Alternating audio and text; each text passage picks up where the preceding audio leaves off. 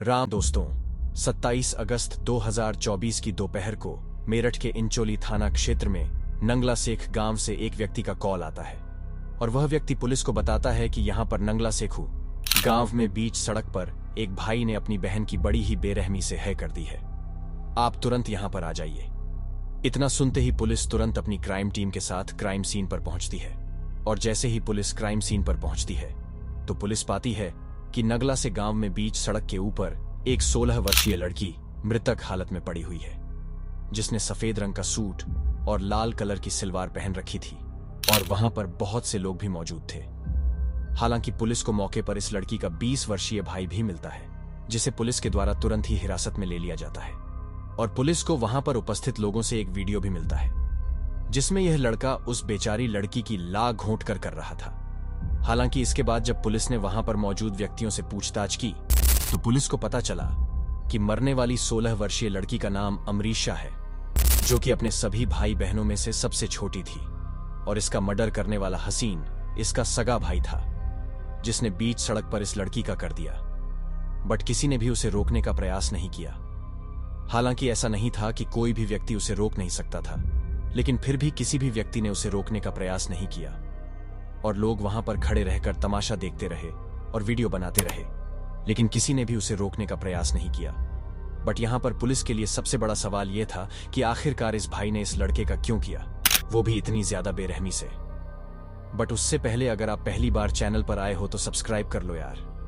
तो गाइज, इसी बात का पता लगाने के लिए पुलिस तुरंत उस लड़की की बॉडी को पोस्टमार्टम के लिए भेज देती है और बॉडी को पोस्टमार्टम के लिए भेजने के बाद पुलिस अमरीशा के भाई हसीन से पूछताछ करने लगती है। और जब पुलिस ने हसीन से पूछताछ की तो उसने बताया कि मुझे अपनी बहन के का बिल्कुल भी अफसोस नहीं है, क्योंकि जैसी मेरी बहन की हरकतें थीं उसके लिए इससे बड़ी सजा कोई भी नहीं हो सकती थी और जो काम मेरी बहन ने किया उसके लिए उसकी सजा की थी। हालांकि जब पुलिस ने उसे काफी कड़ाई से पूछताछ की तो वह बताता है कि हम 8 भाई बहन हैं और हम एक मुस्लिम फैमिली से बिल करते हैं। अमरीशा हम सभी भाई बहनों में से सबसे छोटी थी और हमारी सबसे लाडली भी थी, क्योंकि हमारे परिवार में सभी की शादी हो चुकी थी। महज अमरीशा ही बची थी जिसकी शादी नहीं हुई थी और इसीलिए अमरीशा हमारे पूरे परिवार की लाडली थी। लेकिन उसने हमारे इस प्यार का गलत फायदा उठाया और वह मोहित नाम के एक हिंदू लड़के से प्यार कर बैठी और उससे शादी करने के सपने सजाने लगी।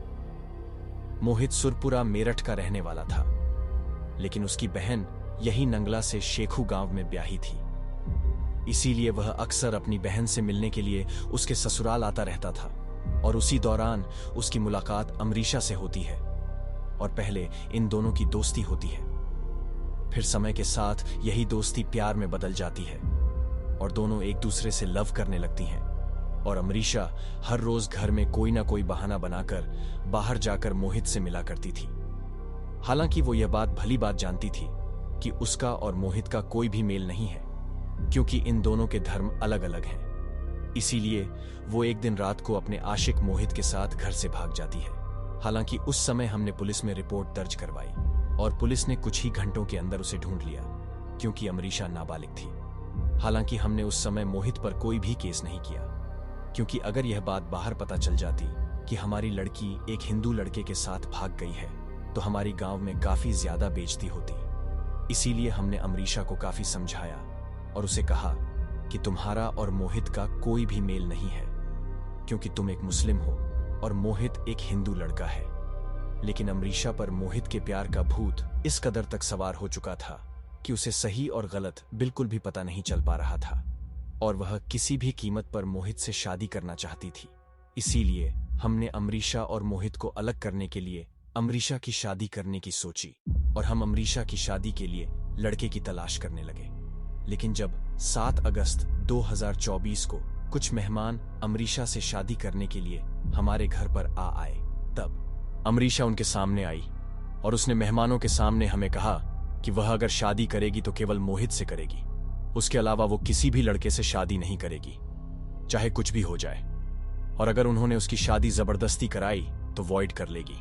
और जब यह बात मैंने सुनी तो मुझे बहुत ज्यादा गुस्सा आया और मैंने गुस्से में आकर उसे खूब पीटा और ज्यादा पीटने की वजह से वह अर्ध बेहोश की हालत में पहुंच गई, जिसके बाद मैं घबरा गया और मैं उसे उठाकर अस्पताल की तरफ दौड़ पड़ा। लेकिन जैसे ही मैं घर से बाहर सड़क पर निकला तो अमरीशा अर्ध बेहोशी की हालत में भी मोहित का ही नाम ले रही थी। और मोहित का नाम सुनकर मुझे इतना ज्यादा गुस्सा आया कि मुझे कुछ भी नहीं सूझा और मैंने अमरीशा को नीचे सड़क पर घेर दिया और उसकी बड़ी ही बेरहमी से टक्कर। हालांकि वहां पर मौजूद मोहल्ले वालों ने मुझे अमरीशा करते हुए देखा और उसका वीडियो भी बनाया, लेकिन किसी की भी हिम्मत नहीं हुई कि वह मेरे पास आकर मुझे रोक सके। हालांकि दोस्तों, इसके बाद पुलिस के द्वारा तुरंत ही अमरीशा के माता पिता को भी गिरफ्तार कर लिया गया और इन तीनों को 7 दिन के रिमांड पर चढ़ाया गया, जिससे कि इन्होंने अपना सारा अपराध कबूल कर लिया और आज ये तीनों ही जेल की सलाखों के पीछे बैठकर अपने गुनाहों की सजा काट रहे हैं। तो दोस्तों, देखा आपने कैसे एक भाई ने अपनी झूठी इज्जत को बचाने के लिए अपनी ही बहन की इतनी ज्यादा बेरहमी से कर दी। खैर दोस्तों, आपका इस पूरी स्टोरी के बारे में क्या बोलना है नीचे कमेंट सेक्शन में जरूर बताना, क्योंकि अगर मैंने इसके बारे में एक शब्द भी बोला तो यहां पर काफी ज्यादा कंट्रोवर्सी हो जाएगी। इसीलिए अगर आपको यह वीडियो पसंद आया तो इसे लाइक सब्सक्राइब जरूर करें। तो थैंक यू गाइस, मिलता हूं नेक्स्ट वीडियो में। सो बाय बाय।